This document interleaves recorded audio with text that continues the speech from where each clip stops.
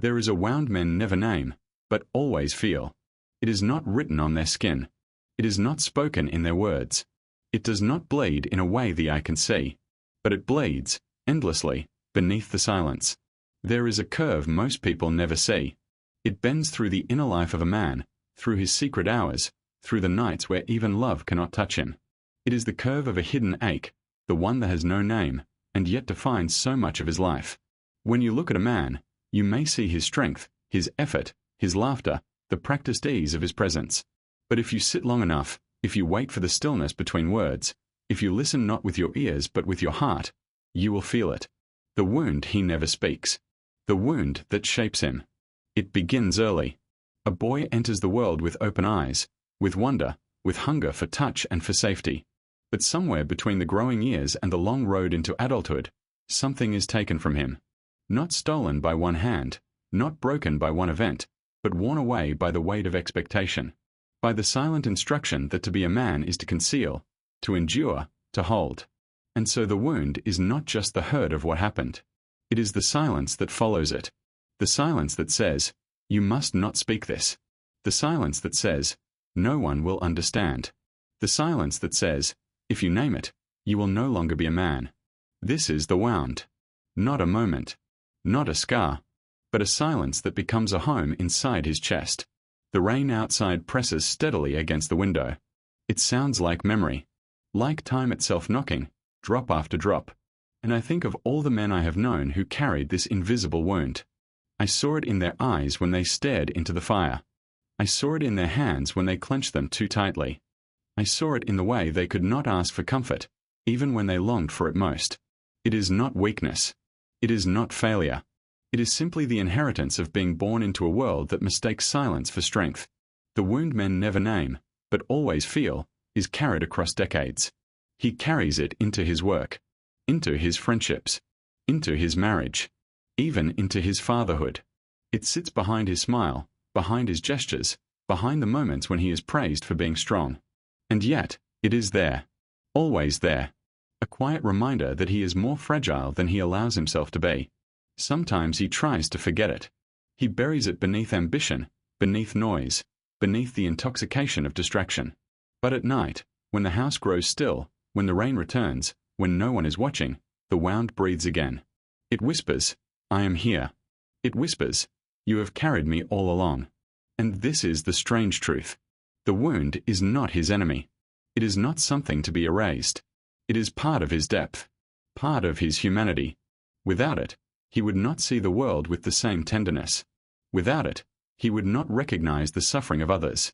Without it, he would not understand the fleeting, fragile nature of love.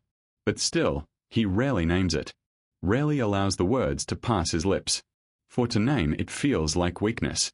And so he walks quietly, carrying a silence that no one else can quite touch. The fire shifts. The rain falls. And the night holds him in its embrace. The wound does not vanish. It never has. It never will. But perhaps, in the presence of stillness, in the patience of years, in the gentle acceptance of his own soul, he begins to see that what he thought was only pain is also a doorway back to himself. There is a silence that does not announce itself. It is not chosen, not deliberate. It arrives slowly, as if it had been following you for years, waiting for the day you would finally stop moving. It is the silence of a wound without language, the silence of something a man has carried, long before he knew what carrying meant. And so, he learns to live alongside it, like a shadow stitched to his heels, like the echo of a voice he cannot recall, but still feels in the marrow of his bones. What is strange is that this wound rarely bleeds. It does not demand attention the way other pains do. It does not shout. It does not rage. It simply rests, like a quiet weight pressed into the chest. And yet, it shapes him, shapes the way he stands in a room, shapes the way he meets another's eyes, shapes the way he loves, and the way he holds back from love. You could watch a man laugh, and never notice how carefully he has trained himself to laugh in a way that does not shake the wound awake, how he has practiced smiling, just enough, to convince the world he is whole. Carl Jung once said, "There is no coming to consciousness without pain." But the wound I speak of is not just pain. It is also the refusal of pain. It is the years spent turning away from it, layer upon layer of avoidance, until the man no longer knows whether the silence is his, or whether he is the silence itself. Alan Watts would tell us that we try to run from what is inside us, as though it were an enemy.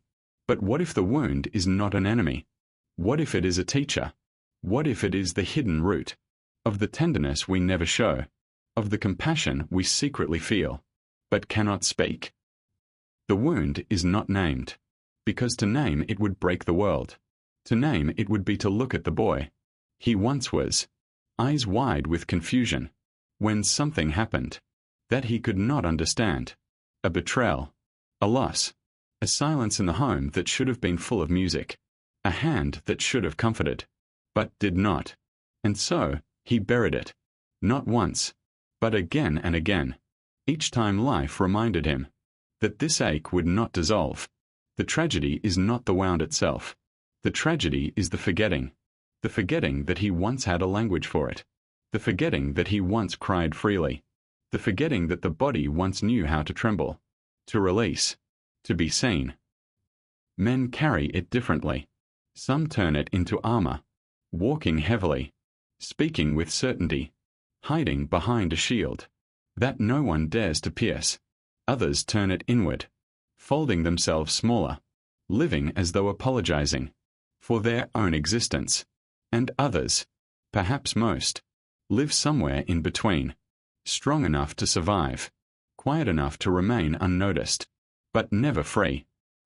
There is a curve most people never see, a curve in the road of a man's life. It comes not in youth, when he is still trying to prove himself, not in middle age, when he is still trying to provide, but later, when the noise begins to fade, and the house grows quiet. In that silence, the wound speaks again. It whispers, not in words, but in weight, a heaviness behind the ribs, a familiar ache when the rain falls, a sudden longing when a song plays, the kind of longing that makes no sense, because he cannot name what it is he longs for. And yet, there is a strange grace in this, for when he finally sits still long enough to notice it, the wound is no longer terrifying. It is no longer the enemy. It is simply there, a part of him, not demanding to be fixed, not demanding to be erased, simply asking to be remembered. The wound men never name is also the reminder that we were once soft, that we were once open, that we once belonged fully to the world, without the need for masks or defenses. It is a reminder of the boy who ran without fear, who loved without hesitation, who wept without shame. The man may never return to him, but he can sit beside the wound, like one sits beside a fire on a rainy evening, and feel the warmth of what was lost. Perhaps that is why the wound is never named, because it does not need to be. It is not a thing to be explained. It is not a thing to be solved. It is a thing to be lived with, to be carried, to be honored. And in that carrying, there is a strange kind of dignity, not the dignity of triumph, not the dignity of conquest, but the dignity of endurance, the dignity of surviving, with tenderness still hidden in the folds of the soul. The rain falls, the fire burns low, and the man sits, feeling the silence pressed gently against his chest. He does not name it. He does not explain it. He simply lets it breathe. And in that breathing, he discovers that perhaps, just perhaps, the wound has always been a kind of companion, a reminder that he is still human, still alive, still reaching toward a wholeness he will never fully touch. But that is enough. It has always been enough. There is a moment in every man's life when he realizes that the wound he carries will not leave him, not in youth, not in old age, not even in the final silence. It does not vanish. It does not fade. It only softens, like a stone in the river, rounded by years of water, sliding over its edges. The wound becomes less of a scar, and more of a shape, a contour of the soul, a hollow place, that makes the music of his life sound the way it does. Without it, the song would be incomplete. too smooth, too polished, too unreal. It is the wound that gives depth. It is the wound that makes the silence meaningful. It is the wound that makes him pause. In the middle of the night, look out the window at the rain, and feel the trembling beauty of simply being here. There is a strange paradox in this. The wound he never names is also the very thing that roots him in the earth. It keeps him from floating away. It keeps him honest. When he loves, the wound is there.